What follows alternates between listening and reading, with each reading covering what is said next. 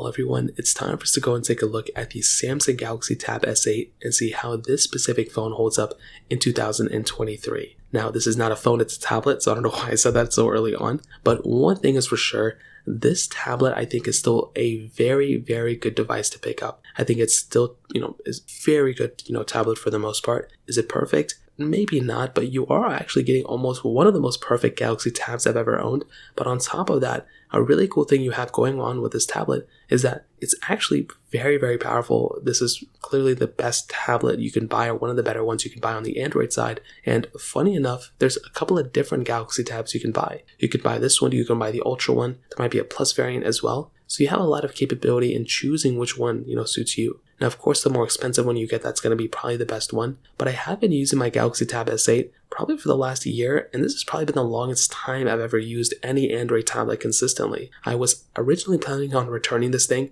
but then the return window kind of expired and then I just kind of got stuck with it. And what's funny is, I've actually used this thing probably more than my iPad, and there's a big reason for that, and that is with gaming. I game so much on my Android tablets now that I actually have one, and it's been a very, very good experience, and we'll talk about that later on in this video. But if you want to pick up a Samsung Galaxy Tab S8, links will be down in the description. You can get them from there, and you can help support the channel at the same time. Now, starting off with the front of this specific, device, we have an 11-inch TFT LCD panel. Now, it's a very high resolution, but I kind of do wish Samsung were to put their OLED panels on their tablets. I understand that would be a very expensive thing to do, and I do think they do that on their Ultra tablets, but I would love to see Samsung bring that over to this specific device as well. Now, it's a very good panel. It's 120 Hz, so things load up smooth, and I think it's a very good screen. Anytime I've used it, it's been perfectly fine, and I think the panel is definitely not something to complain about, even though it's a TFT panel. A little bit of bezel around it, but not a big deal. This tablet also feels very, very premium. This is a very expensive feeling tablet. It's pretty much on par with something like an iPad. You have the aluminum sides, so this thing feels very good. You have the USB-C port on the bottom, which has Samsung DeX inside, which is awesome.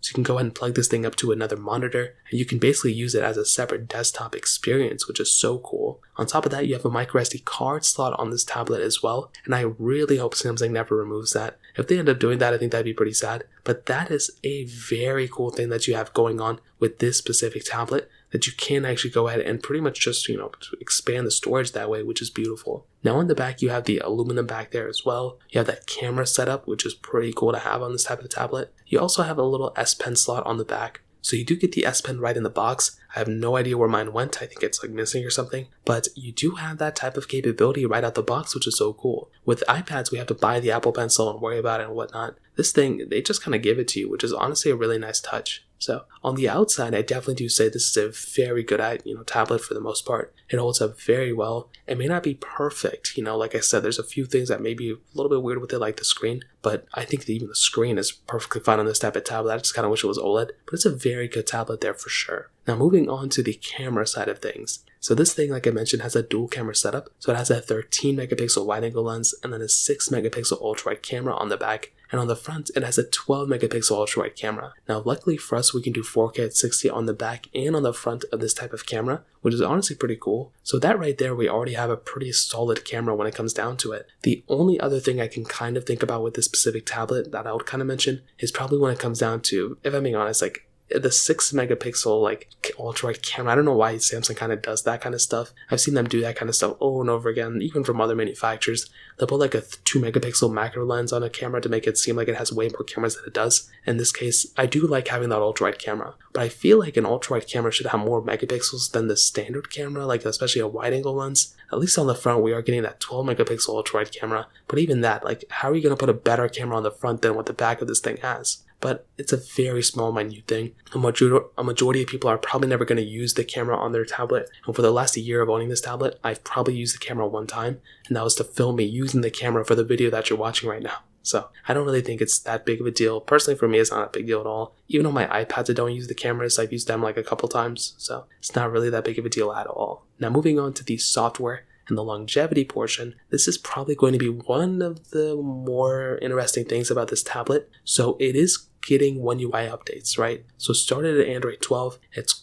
going to probably end around the same time when the Samsung Galaxy S22 ends, support. So when the S22 ends up, getting drop support, the Tab S8 is probably going to end up being in the same ballpark as well. So there's going to be a lot of devices that end up dropping that year. It's going to be the S22, S22 Plus, S22 Ultra, this tablet and all the variations of this tablet, but also the Z Flip and the Z Fold of that year as well. So there's going to be lots and lots of devices that end support that year, which is expected, and that's not going to be anything new. It's kind of what we've seen before. But I would say, if I had to guess, quite potentially Android 15 would be the day this thing kind of ends off support. So that's pretty much like 2 more years from now. So maybe 2025, that's when we would start to see this thing getting old or outdated. And that's kind of that. It's not a big deal, but it's one of those things that when you're getting a tablet like this, it's just one of those things to keep in mind. So beyond that kind of covers it up there as well. Now on the performance side of this tablet has that Qualcomm Snapdragon 8 Gen 1 chipset inside with 8 gigs of RAM on the base model, but it does go up to 12 gigs of RAM. Now I bought that 8 gig of RAM option. I saved a bunch of money that way. But the craziest thing is that this tablet kind of handled every single little thing that I threw at it. That Snapdragon 8 Gen 1 chipset,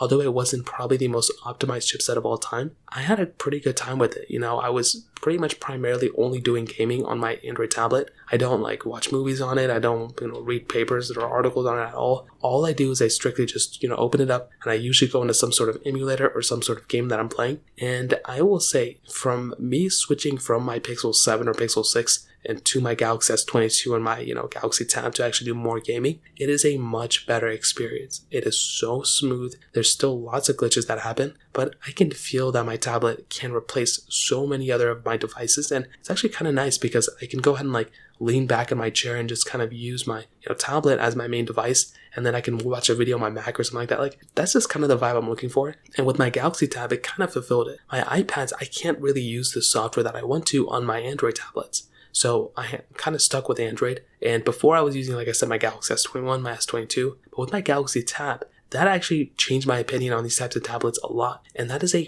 really good tablet to have. And I'm excited about the Tab S9 whenever Samsung makes it, because that is also going to be a very powerful machine as well. That's probably going to have the Snapdragon 8 Gen 3 or a variation of that. So with the Tab S8, I still think this is a very powerful tablet. And funny enough, the one thing that kind of surprised me was actually the vibration motor of this. I am so not used to having, tablets that have vibration motors. So anytime I would actually play a game that had, rumble on, it would actually go ahead and vibrate the tablet, which I was not expecting. So that was kind of another thing that was kind of a little funny with this specific tablet. Battery life wise, this battery life is it's honestly pretty decent as well. It's an 8,000 mAh battery, which is a pretty big size battery to have on this type of tablet as well. So I think that in and of itself is another really cool thing. When you're getting a tablet like this, it's definitely going to be fairly powerful for the most part. So to kind of sum up this whole entire video, what I'll tell you is, I definitely do think that the Galaxy Tab S8 is a very, very powerful tablet. It has a bunch of power within it, and by far, in my opinion, it is a really good tablet to buy. If you want, you can always buy the Tab S8 Plus or the Tab S8 Ultra, whichever other variations they have, and those might make a little bit more sense to some people out there too. But I do look at something like the Galaxy Tab S8, and it is a very good tablet, and for a majority of people out there, you're probably going to be perfectly fine with this type of tablet as well. So in terms of that kind of covers it up there. If you have any other thoughts or questions, please let me know in the comment section below. Hit the like button, that would mean so much, but definitely hit that subscribe button. More importantly than everything else, I love every single one of you guys. Hopefully I'll catch you guys in the next video. Peace out till then.